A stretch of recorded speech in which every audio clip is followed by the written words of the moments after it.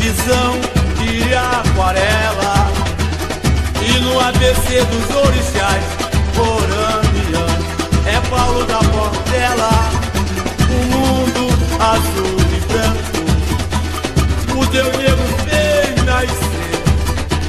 Paulo Benjamin de Oliveira, fez desse mundo crescer. O que eu creio, só assim faz nossa gente sambar. O que eu creio, nada, o dela é canto no ar. O que eu creio, só assim faz nossa gente sambar. O que eu creio, nada, o dela é canto no ar. Jogo feio, banca forte. Qual foi o bicho que deu? Deu águia, símbolo da sorte. Foi 20 vezes, venceu. É cheiro de mato, é terra molhada, é terra guerreira, lá vem pra voada. É cheiro de mato, é terra molhada, é terra guerreira, lá vem pra voada, Bom dia, boa tarde, boa noite, boa madrugada, boa qualquer hora. Essa é a conversa ao pé do rádio. Esse que vos fala é Rubem Gonzalez. Esse é o nosso canal. Canal, por favor. Esse é o nosso canal, esse é o nosso portal, é o nosso espaço. E aí, dando continuidade, que vai ser até o carnaval, samba enredo. Já foi decidido pela maioria, eleição democrática, todo mundo aí embaixo se manifestou, no grupo também se manifestaram. Então vamos levar essa cultura popular aí até o carnaval. Não gostou, pula, mas você está perdendo muita coisa. Não custa nada, não dói os ouvidos, é inteligente e a gente tenta trazer algumas informações. E hoje a gente veio com Portela 1984. Os autores do samba são o Norival Reis e o Dedé da Portela, Contos de Areia. É uma homenagem aos grandes portelenses Natal, Paulo da Portela e Clara Nunes, que tinha morrido no ano anterior. Inclusive, eles fizeram uma adaptação onde Natal representava Oxóssi, vinha na segunda parte do desfile. Clara Nunes fechava, né? Fazia o fechamento, era representada Iansã, e Paulo da Portela abria o Oranian, abria o desfile. Foi um desfile baseado, se não me engano, na tradição Nagô, né? Se alguém puder me corrigir aí, qualquer coisa, ou confirmar, não tem problema nenhum, não.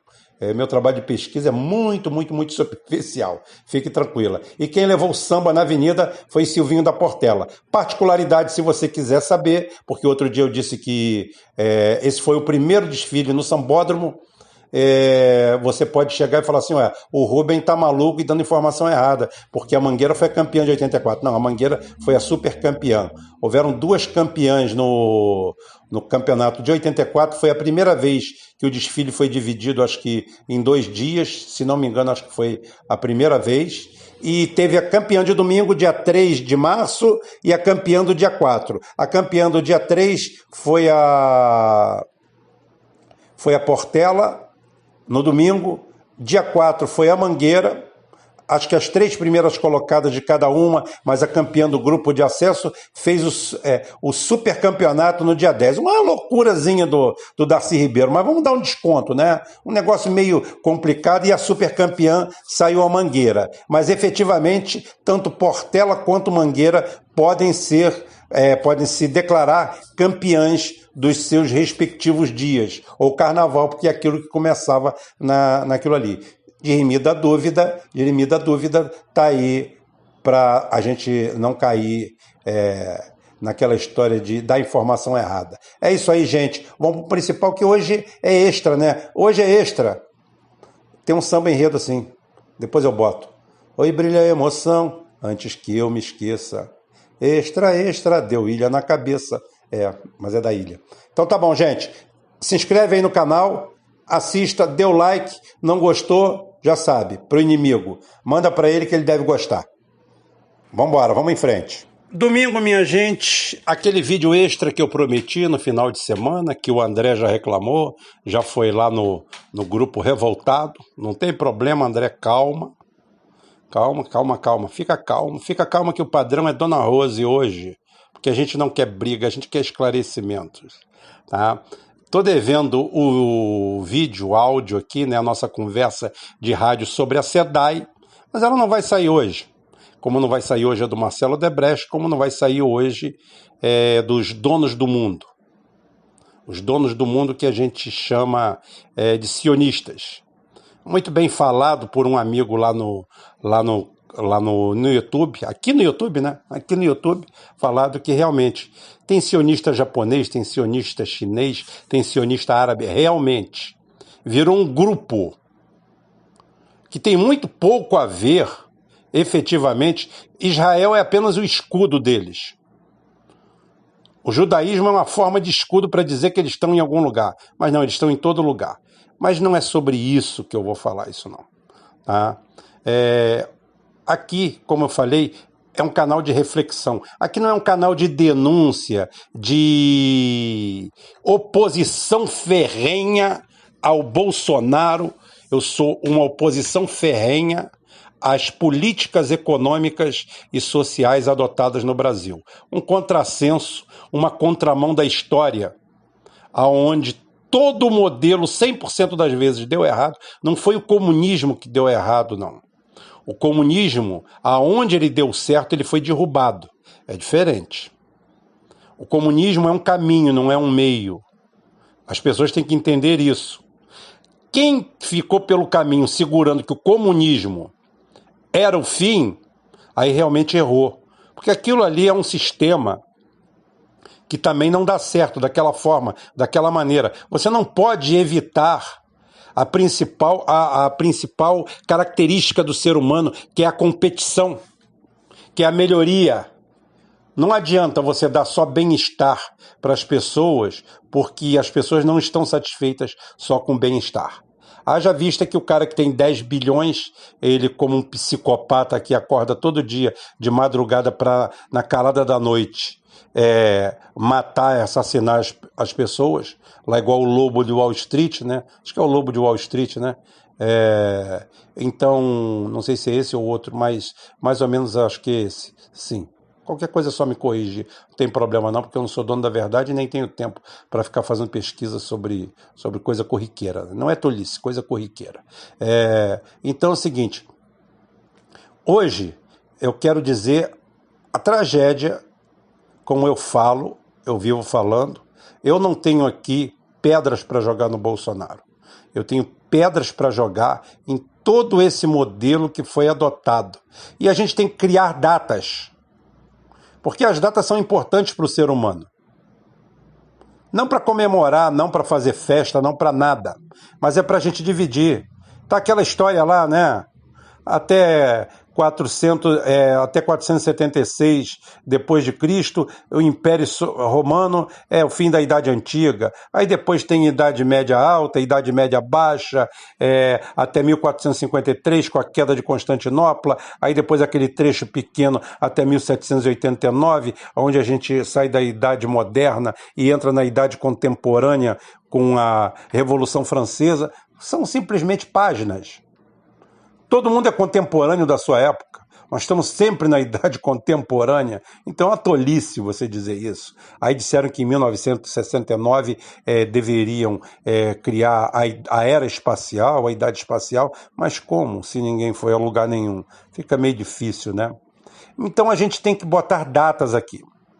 Primeiro, a gente tem que mostrar qual é do nosso canal. E a gente vai falar isso no final. Deixa eu colocar as coisas aqui. Primeiro, antes de tudo, uma coisa que eu não posso deixar passar. Para você que é tolo o suficiente, que é infantil o suficiente e que você acredita que nós ingressamos realmente com a nova política, com o novo formato político, com essa gangue que aí está, essa quadrilha, esse golpe em movimento, essa rapinagem, vocês vejam só que todos os os profissionais ao lado do Bolsonaro, todos os oportunistas, falavam que é o seguinte: esperem agora para você ver. Não estou aqui defendendo o PT, não. O PT foi tão sujo e podre como todos os outros. Como o pai que coloca todos os filhos na política, que se encosta, que nunca trabalhou na vida, que sempre teve ali tudo que tem de bom na vida, conseguiu na política e diz que é a nova política. Essa é a figura do Bolsonaro, tá? Então é o seguinte, para quem não sabe, não passou nem só pelo Bolsonaro, vem de antes, foi contratada uma auditoria independente no BNDES, porque, segundo consta, aguardem o BNDES. Aguardem. Vamos abrir os cofres do BNDES, o armário do BNDES. E apareceu um relatório de 8 páginas ao custo de 48 milhões de reais. Bem, é o papel mais valorizado de toda a história. São 8 páginas, 6 milhões de reais foram auditores. Para quem acha, auditor fiscal, quando às vezes as pessoas falam assim, fulano é auditor fiscal, aí o cara pensa que o cara é um cientista aeroespacial, o cara descobriu a cura da AIDS, que o cara é um gênio. Gente, auditoria fiscal nada mais é do que leitura, conhecimento de números e mais nada. Acesso, códigos, tá? Só. É só ver o que está certo e o que está errado. O que está errado você cheira de longe. Aí você vai lá nos papéis e confere. É isso que é auditoria. 48 milhões de reais. Tá bom para você? E aí? E os caras disseram que não acharam nada. Talvez porque não foram ver os empréstimos do velho da Havan. É o único empresário que eu conheço que vive pelo Brasil como palhaço, na função de palhaço, porque ele é um palhaço, né? Enquanto as empresas dele vão muito bem, obrigado. Toda semana abrindo uma filial nova em prédio próprio e tudo às moscas. Eu não sei de onde vem o movimento desse cara. Tá na hora ali, Tríplice Fronteira, ali embaixo, né, daquela região ali, dá uma olhadinha com carinho nesse rapaz aí, tá? Mas eu quero mostrar para vocês o que é um golpe em movimento e onde ele nasce. O que ocorre é o seguinte, esse establishment mundial, esse grupo que passou a mandar no mundo de forma soberana, depois da queda do Muro de Berlim, de tudo isso aí, eles estão antenados. Eles não querem mais nenhum país para o clube. Todo o esquema está pronto, em que pese que os Estados Unidos, que é um país bem grande, os Estados Unidos pode não parecer, mas os Estados Unidos é a 3ª maior população do planeta, é o 4º país em tamanho, é o 6º em extensão territorial contínua. Esse 4º lugar dele vem exclusivamente pelo Alasca, que foi vendido pela família lá dos Czares. Só por isso aí já vale o fuzilamento de todos eles, né? Então é o seguinte, os Estados Unidos é o 6º país do mundo em território contínuo, atrás do Brasil. Ele se torna maior do que o Brasil quando você agrega o Alasca. O Havaí não conta porque o Havaí é pequeno, não daria para tirar essa diferença. Mas é um país muito grande e hoje conta já com 40 milhões de miseráveis. Muito obrigado. De gente que não sabe o que vai comer amanhã, como eu tenho falado todo dia aqui. Mas existe uma tática, uma ciência do establishment mundial, dos donos do mundo, dos senhores do mundo. E a gente, quando faz isso aí, a gente descobre que eles são muito bem informados, eles têm departamentos especializados, cooptando e captando informações no mundo inteiro, principalmente de suas think tanks, tá? Essas think tanks e essas ONGs são as principais ferramentas deles.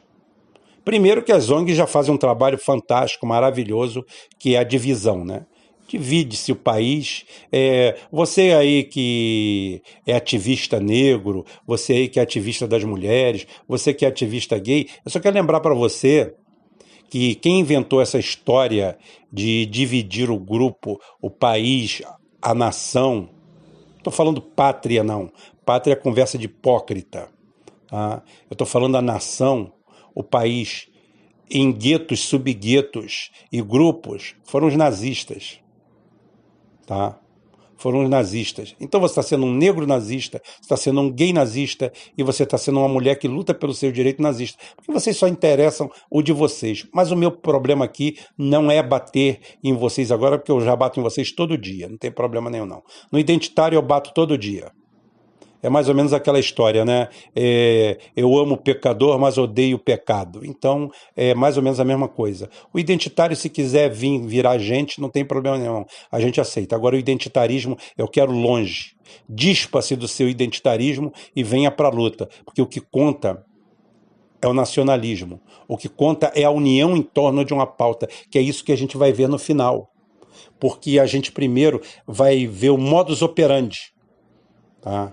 Para a gente pensar o que aconteceu com o Brasil, para explicar isso aí, a gente tem que voltar para a China em 1990.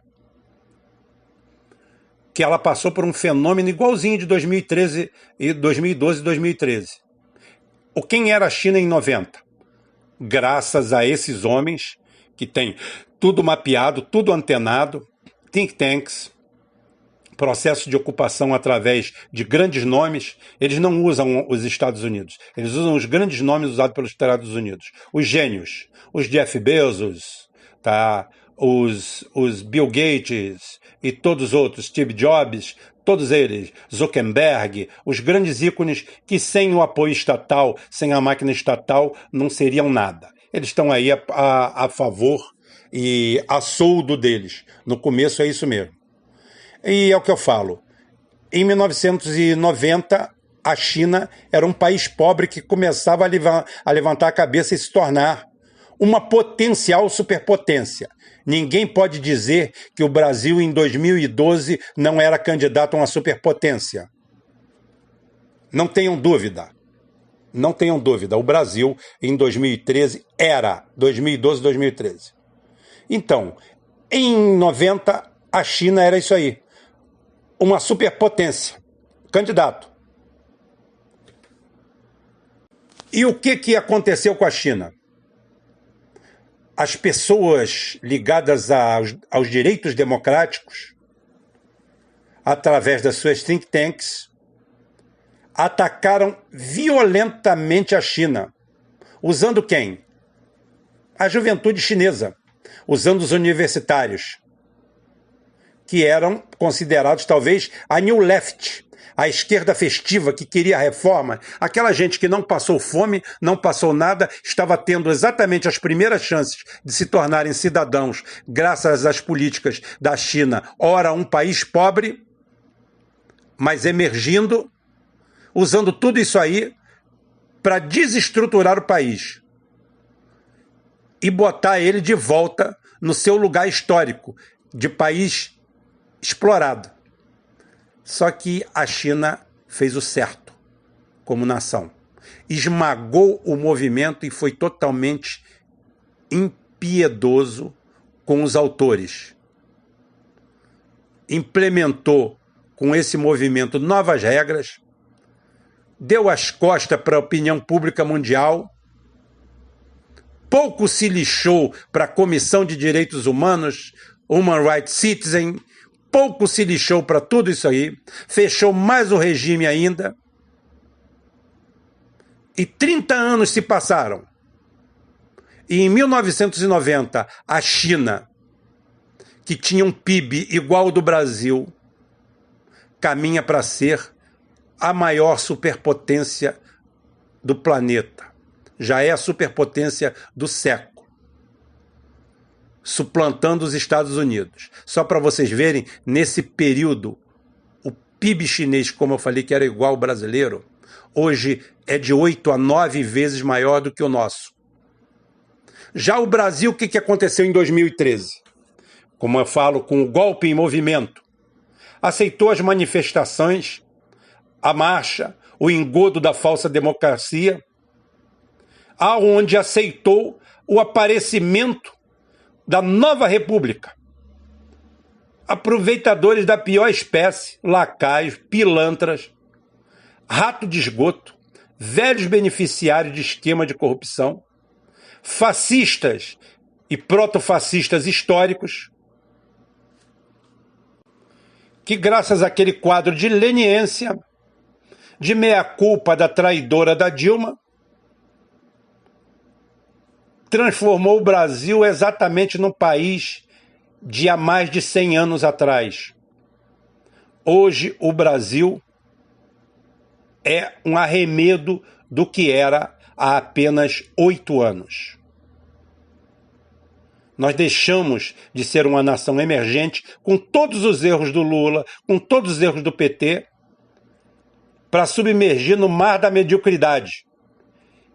E uma nova criação de ignorantes, imbecis e idiotas, divididos entre pessoas com ideais eugenistas, racistas, de todo tipo, e do outro lado um bando de cirandeiro preocupados em fiscalizar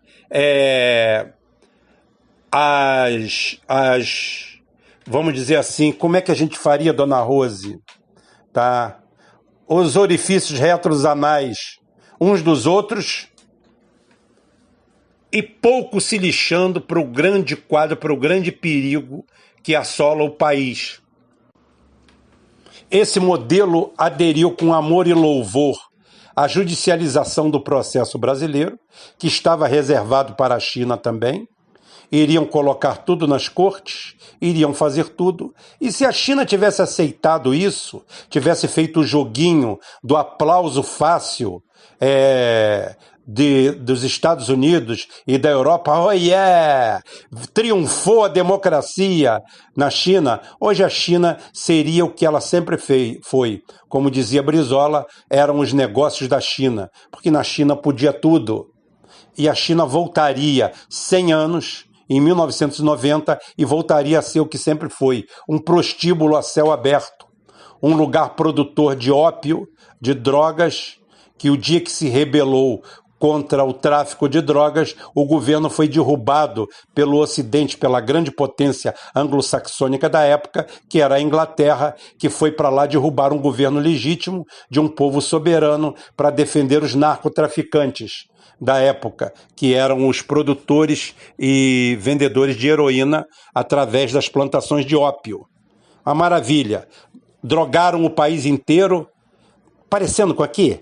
Você está vendo um drogado em cada lugar? Boca de fumo em tudo quanto é lugar? O processo de dominação é esse. Você está vendo um monte de gente aí, um cara barbudo, bigodudo, espadaúdo, com uma bata rosa, com um batom pintado, se chamando de mulher? Não tenho nada contra ele, não. Eu tenho contra o escárnio. Esse cara não está lutando por nada. Esse cara está lutando pela balbúrdia, pela bosta de país que ele quer criar, que ele está pouco ligando, porque não, tendo o dele não tem problema. É esse o quadro que nós estamos inseridos. E é isso que eu chamo todo mundo à razão. Educação, saúde, tudo isso, religião. Erramos. Está todo mundo errado.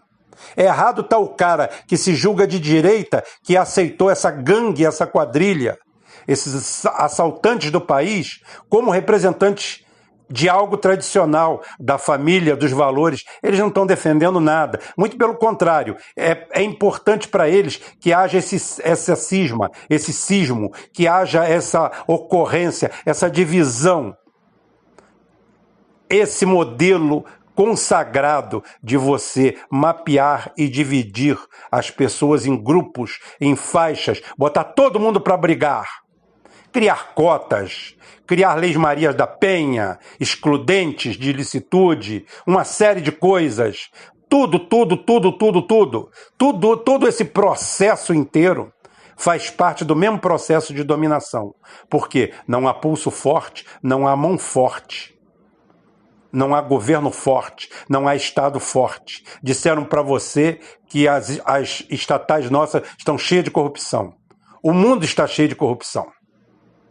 Nenhum dos nossos grandes signatários passam por um controle, por um pente fino em sua vida. Ninguém. começando pelo presidente e os filhos de Saddam, todos eles têm muito mais do que auferiram como salário. Muito mais. Muitas vezes mais. Então, já dá para ver que esse lado aí não tem como se segurar. Por outro lado, tem que se saber que nenhuma das políticas públicas, tirando uma pequena divisão de renda tentada por essa neo-esquerda, estou falando neo-esquerda, não é new left não, essa neo-esquerda que esteve no poder com Lula, que pegou 40 milhões de pessoas da pobreza e botou para a classe média, e agora voltaram 80 milhões, cada um voltou com um abraçado, e todo mundo na miséria. Tá? Isso são modelos errados e equivocados. Eu não vejo em nenhum momento ninguém fazer meia-culpa, parar e calma, gente, está tudo errado. Eu só vejo a tentativa do desmérito do outro lado. Você não consegue simplesmente segurar a sua onda, você não consegue, em momento algum, fazer o meia-culpa, chegar e falar assim, não, calma, estamos errados, vamos voltar. Não, todo mundo está certo, errados estão os outros. É aquela história que eu falei, uma reunião com 30 mil pessoas da periferia. Vocês são a favor ou contra a diminuição da idade penal? A direita vai chegar lá, vai fazer corpo mole, vai concordar com todo mundo e vai dizer que a esquerda não deixa, como se a esquerda pudesse alguma coisa. A esquerda, por seu lado, vai lá, se investe naquilo ali e fala, somos contra mesmo. E a população dá uma banana para a esquerda. E acha que a direita é vítima disso aí. Olha o grande erro. Aí quando você faz o plebiscito, dá perto de 90% a favor da diminuição da idade penal. Aí o que a esquerda faz? Bota o dedo na cara do povo, chama ele de burro, chama o povo de fascista. Ao invés de simplesmente olhar como estão as condições e falar, temos que mudar algo, temos que mudar alguma coisa, está tudo errado. Porque a saída é uma só. A saída é pelo nacionalismo. A saída é a união em torno de um conjunto de ideias que agreguem e não desagreguem. Você é gay, você é mulher, você é o que for, é negro, você faz parte de um desses conjuntos, essa raça, essa tragédia chamada de coletivos, lugar de fala. Isso tudo tem que acabar. Isso tudo tem que acabar. O discurso tem que ser um só. Até porque o país que nós estamos prestes a virarmos, não vai adiantar você ser presidente de algum grupo antirracista, isso, aquilo, de cultura afro, daquilo outro, de mulher. Não adianta, porque a sociedade vai estar tão destruída que a única coisa que vai sobrar para você é perseguição, violência. Por quê? Porque você não soube lutar pelo que é mais necessário, que é a base, é a tela em branco. Você tem uma tela suja, você está querendo fazer um prédio sem alicerces, então você não vai a lugar nenhum. Só em torno do nacionalismo, em torno de valores nacionalistas, sem estigmatizar ninguém, vou abordar essa semana mais vezes isso aqui, além dos assuntos que estão pendentes. Tá? Não adianta você estigmatizar ninguém. Todo mundo tem que fazer parte do processo. Evangélico, pentecostal, neopentecostal, católico, macumbeiro, corimbeiro, umbandista, espírita. Não é isso que tem que nos dividir. Não. Religião, time, até ideologia, contanto que toda ela obedeça a uma cartilha básica, que é o nacionalismo, que é o corte vertical, que é a limpeza do processo. É fazer em 2013 É voltar e tentar fazer em 2013 o que deveria ser feito, copiando a China em 90. A China foi cruel, foi perversa, sumiu com aqueles pobres utilitários lá da soberania financeira mundial, que não queriam a China como um novo sócio do clube.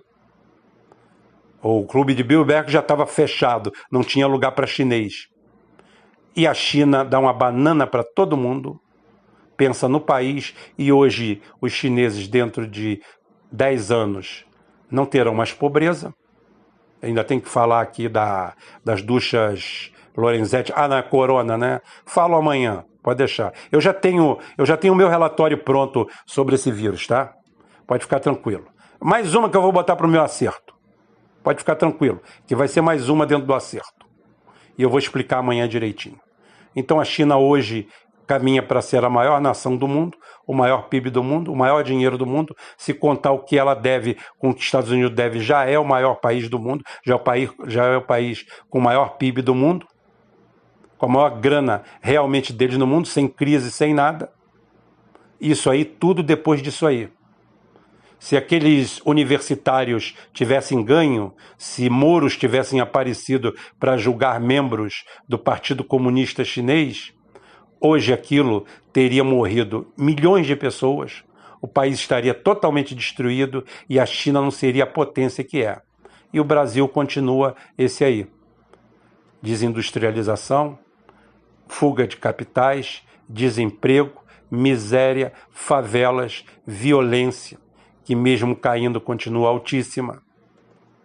Tudo projeto errado de dois grupos que representam o mesmo. Enquanto não cortar o umbigo com o que vem de fora, enquanto a solução não for procurada aqui dentro, esqueça.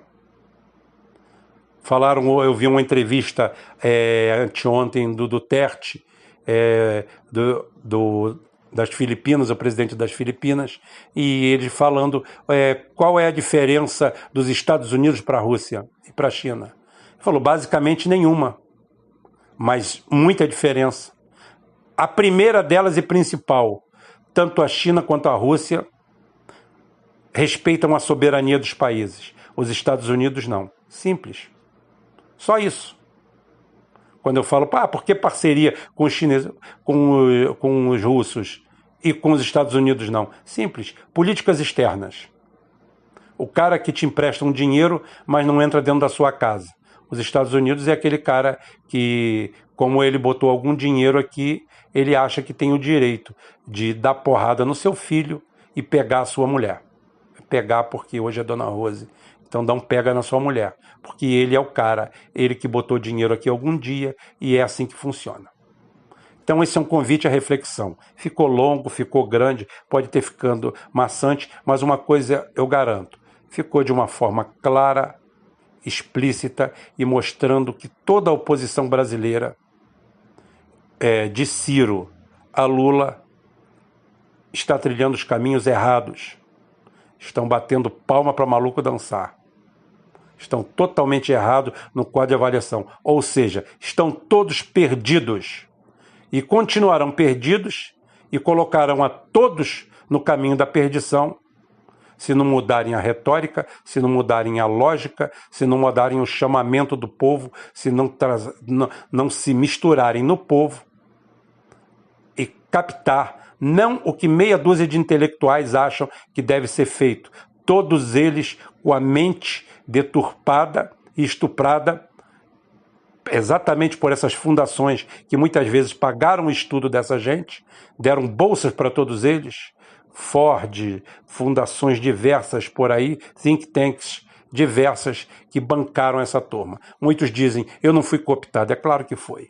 Esse teu pensamento liberaloide, democrático, idiotizante, é fruto disso aí, não tenha dúvida. Mas a gente continua a conversa depois. Essa daqui foi só para começar, foi para acabar esse domingo meio pachorrento. Né? A gente continua amanhã, se Deus quiser, e Ele vai querer.